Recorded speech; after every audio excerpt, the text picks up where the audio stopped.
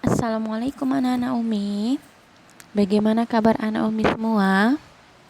Semoga selalu sehat dan selalu menjaga kesehatannya di rumah dan tetap semangat di rumah ya. Sebelum kita mulai pelajaran, jangan lupa untuk berdoa terlebih dahulu agar semua ilmu yang anak Umi terima hari ini dapat tercerna, dapat selalu diingat untuk kedepannya dan membawa berkah dalam hidup anak Umi ya. Dan tidak lupa untuk selalu laksanakan sholat duha di rumah ya.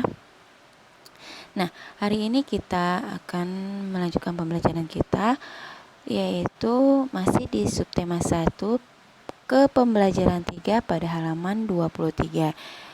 Nah, bisa anak Umi lihat bukunya pada halaman 23.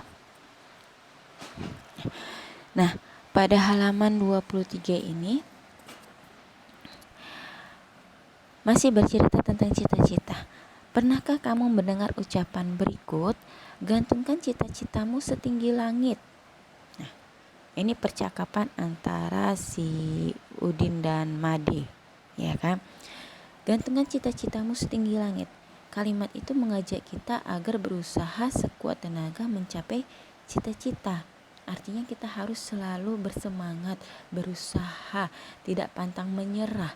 Walaupun kita pernah gagal, jangan karena kegagalan itu kita menjadi putus asa, tetapi karena kegagalan itulah menjadi motivasi kita untuk terus berusaha, semangat, bekerja keras, tidak menyerah untuk mencapai cita-cita kita.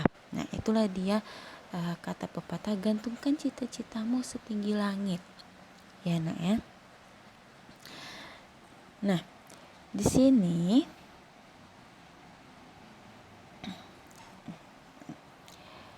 sini ada sebuah cerita mengenai peternak muda dari Malang. Nah, ini di halaman 24 ya. Nah, pada cerita peternak muda dari Malang ini merupakan sebuah cerita mengenai cita-cita seorang pemuda. Dia memiliki cita-cita sebagai seorang pengusaha. Nah, bisa anak Umi baca ceritanya ya. Baru kita jawab bersama-sama pertanyaan di bawahnya. Siapakah Triono? Siapa Triono itu? Triono adalah seorang pemuda yang merintis usaha peternakan bebek potong sejak tahun 2006 dengan modal seadanya. Lalu, apa saja yang telah dilakukannya untuk menjadi pengusaha? Apa saja sih yang sudah dilakukannya untuk menjadi seorang pengusaha? Banyak sekali yang sudah dilakukannya. Yang pertama, ia membangun usaha mandiri, yaitu usaha peternakan bebek potong dengan modal seadanya. Ya. Kemudian ia mengembangkan usahanya tersebut dengan mulai membangun sebuah peternakan sendiri.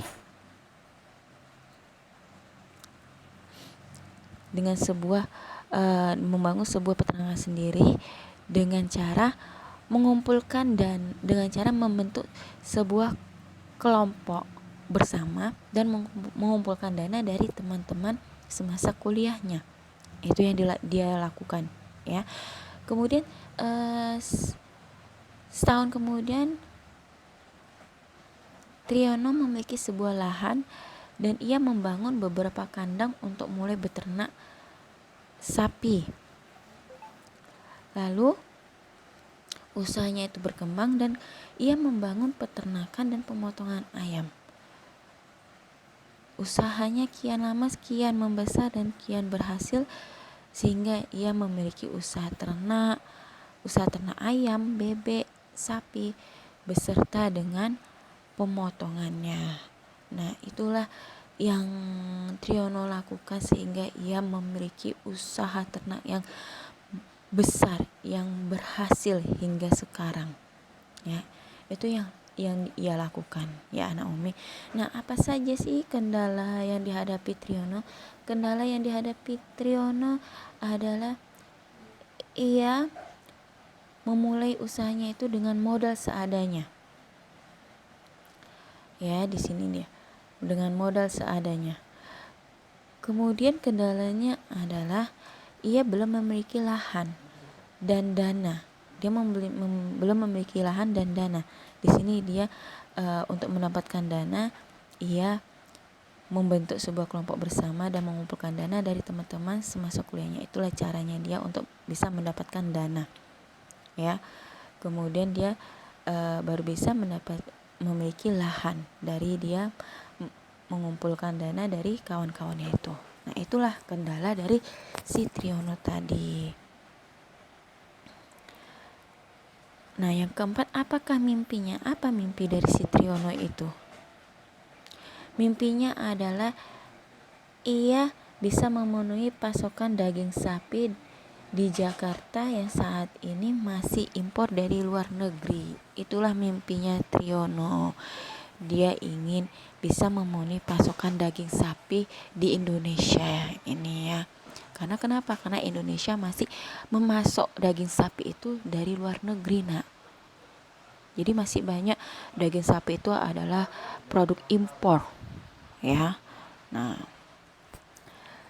itu adalah contoh cita-cita seseorang yang pantang menyerah dan ia selalu berusaha bekerja keras untuk menggapai cita-citanya. Jadi jika anak Umi punya cita-cita, contohlah Triono ini, ya anak Umi.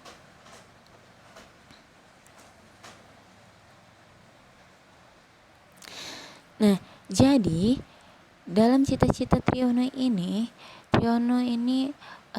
dia cita-citanya adalah pengusaha peternakan, iya kan? Yang mana beternak itu, anak Umi, merupakan kegiatan mengembangbiakan hewan ternak untuk memenuhi kebutuhan manusia. Nah, kita sudah belajar sumber daya, ya kan?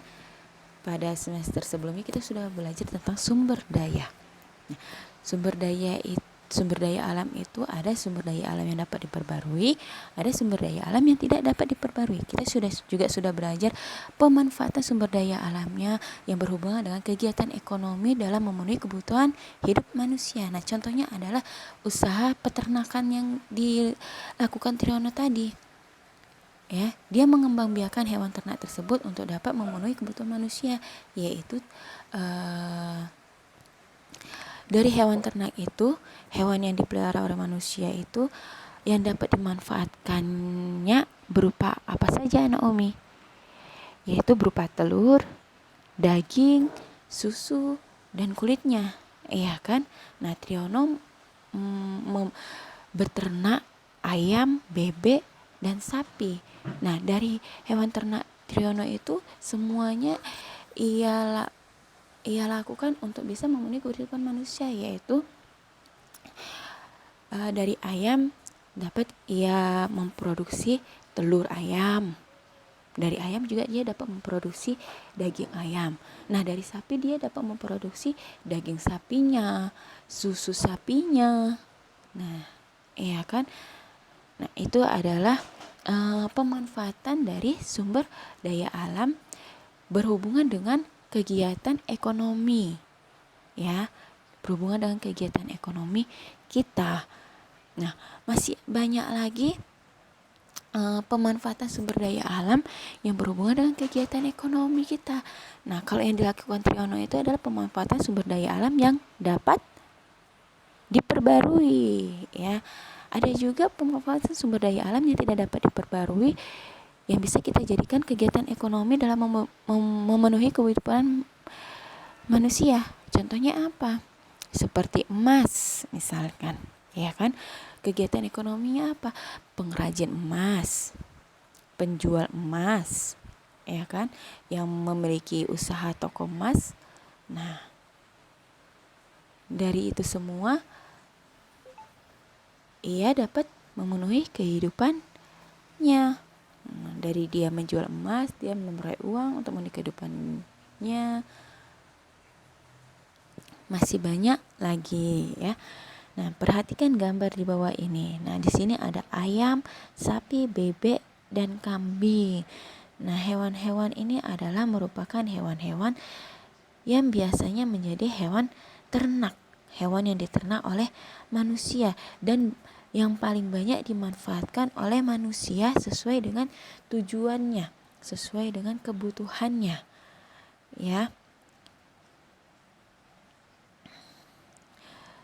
Ayam biasanya diproduksi telur dan dagingnya.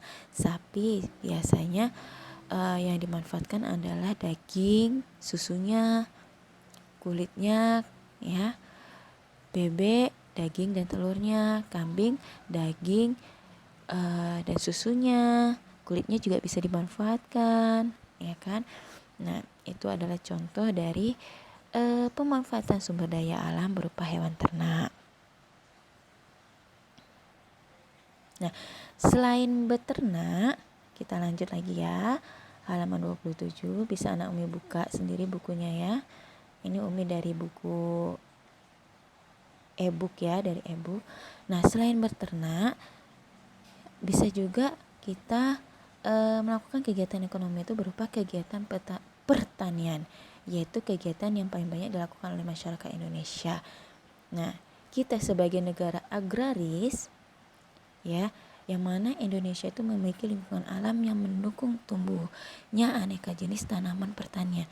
Nah, kenapa Indonesia disebut negara agraris? Indonesia itu memiliki tanah yang luas, tanah yang subur, ya. Maka Indonesia disebut negara agraris, yang mana dengan Indonesia memiliki tanah yang subur, kita dapat menanam beraneka jenis tumbuhan. Dari hasil dari kondisi tanah lingkungan yang ada di Indonesia, nah dapat menghasilkan berbagai macam produk pertanian yang memiliki kualitas yang sangat baik. Contohnya seperti buah mangga, apel, brokoli, wortel, kembang kol, dan masih banyak lagi, sawit, ya kan? Buah-buahan yang lain, sayuran, padi. Nah, yang tidak ada di negara lain. Rempah-rempah. Nah, contohnya itu. Karena di negara lain tidak terdapat rempah-rempah seperti di negara kita. Di negara kita kaya akan rempah-rempah. Jahe, kunyit, lengkuas, serai. Ya, itu semua terdapat di Indonesia.